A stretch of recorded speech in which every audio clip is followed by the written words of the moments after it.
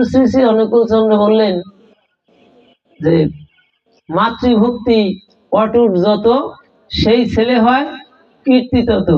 পিতায় ভক্তি মায়েটা, সেই ছেলে হয় কীর্তিমান। হরে কৃষ্ণ।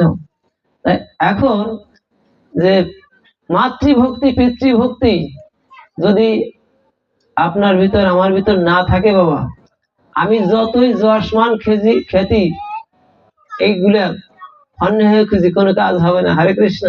এই জন্য যারা এই যে সমস্ত কীর্তিমান ছেলে যারা মা বাবার প্রতি শ্রদ্ধা ভক্তি আছে, তারা কিভাবে মা বাবার কল্যাণ হবে এবং জীবদ্দশায় তাদের কিভাবে সেবা শুশ্রূষা করা যায়, আমার মতো নরাধম পারে না, কিন্তু এই সমস্ত ভক্তদয় পারে। হরে কৃষ্ণ। এই ভক্তের জন্য আমরা প্রার্থনা করছি। জয় নিতাই, জয় গৌর হরি বল। আজ দৈবাসুর সম্পদ বিভাগ যোগে এই জগৎ সংসারে দুই শ্রেণীর মানুষ আছে, একটা দৈব সম্পদ সম্পন্ন, আর একটা হচ্ছে আসুরি সম্পদ, আসুরি ভাব সম্পন্ন। অর্থাৎ তাদের ভাবটা আসুরি ভাব, আর দৈব স্বভাব সম্পন্ন যারা, তাদের দৈব ভাব। হরে কৃষ্ণ। দুই ভাবের মানুষ এই সংসারের ভিতরে আছে। কৃষ্ণ ভগবান এখানে প্রথমেই বললেন দৈব ভাবের কথা। দৈব স্বভাব সম্পন্ন যারা, তাদের কিছু সিমটমস বা লক্ষণ আছে, সেইটা বললেন কি? অভয়াম সত্য, অভয়াম সত্তা সংশুদ্ধি জ্ঞান যোগ ব্যবস্থিতি, দানং দমস্য যজ্ঞস্তু সাধ্য আর্জবম, অহিংসা সত্যম অক্রোধ ত্যাগ শান্তি অপসন দয়া ভূতেষু অল্পত্তম মার্দম ঋষ অপলম। হরে কৃষ্ণ। তেজ ক্ষমা ধৃতি শৌচ মদ্র ন অতিমানিতা ভবন্তি সম্পদম দৈব অভিজাত হসি ভারত। ভগবান বললেন যে হে অর্জুন, যারা দৈব স্বভাব সম্পন্ন, তাদের কি? তাদের অভয়ম, তাদের কোনো ভয় নাই, তারা কোনো কিছু ভয় করে না একমাত্র গোবিন্দ ছাড়া। হরে কৃষ্ণ। অভয়ম, তাদের সত্তাটা চিত্তটা শুদ্ধ থাকে। সংশুদ্ধি জ্ঞান যোগ ব্যবস্থা, তারা জ্ঞান যোগে ভজন করে। সংশুদ্ধি জ্ঞান যোগ, দান এবং দমস্য, দান এবং আত্মসংযম, যজ্ঞ সাধ্য আর্জবম, তারা পরনিন্দা পরচর্চা করে না। হরে কৃষ্ণ।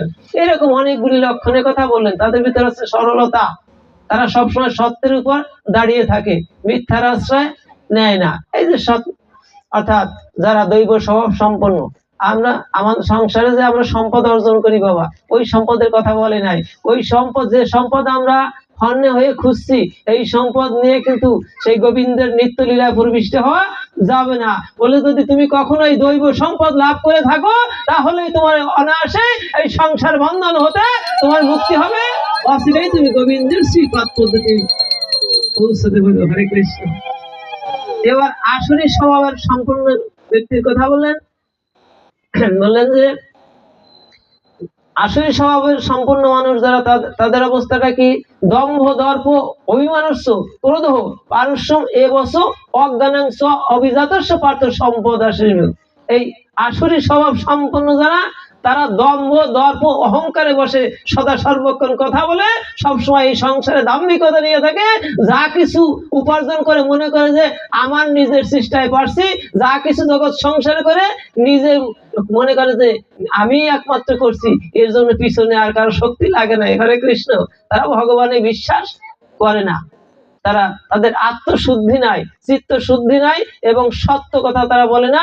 সত্য ছেড়ে মিথ্যার পথে সদা সর্বক্ষণ ধাবিত হয়। কৃষ্ণ ভগবান বললেন দৈবী সম্পদ বিমুষ্কায় নিবন্ধয় আসুরি মতা মা সুস সম্পদ দৈবী অভিজাত শিব। পাণ্ডব বললো যে তোমার কি হবে? দৈব সম্পদ লাভ করলে, যে দৈব সম্পদের কথা বলা হলো, এগুলি যদি তুমি লাভ করো, অনায়াসে তোমার মুক্তি হবে। আর যদি তুমি আসুরি সম্পদে বলিয়ান হও, তাহলে তোমার এই সংসার বন্ধনে তুমি জড়িয়ে পড়বে, অর্থাৎ তোমার এই সংসারে বন্ধন হবে, সংসার বন্ধ হবে। আর এই যে আসুরি স্বভাব সম্পন্ন যারা, এদেরকে আশা পাশে শতবদ্ধা কাম ক্রোধ পরায়ণা ইহন্তে কাম ভোগার্থ নেয় অর্থ সঞ্চয়। তারা যে অর্থবিত্ত সম্পদ যা কিছু অর্জন করে, একমাত্র নিজের উদর পূর্তির জন্য করে, নিজের ইন্দ্রিয় সুখ বিলাসের জন্য করে। তাদের অর্থে কখনো এই গোবিন্দের সেবা হয় না, ভক্ত সেবা হয় না, জগতের কোনো কল্যাণ হয় না, শুধু নিজের উদর আত্মতৃপ্তির জন্য, ইন্দ্রিয় তৃপ্তির জন্য তারা এই সমস্ত কর্ম উপার্জন করে। হরে কৃষ্ণ।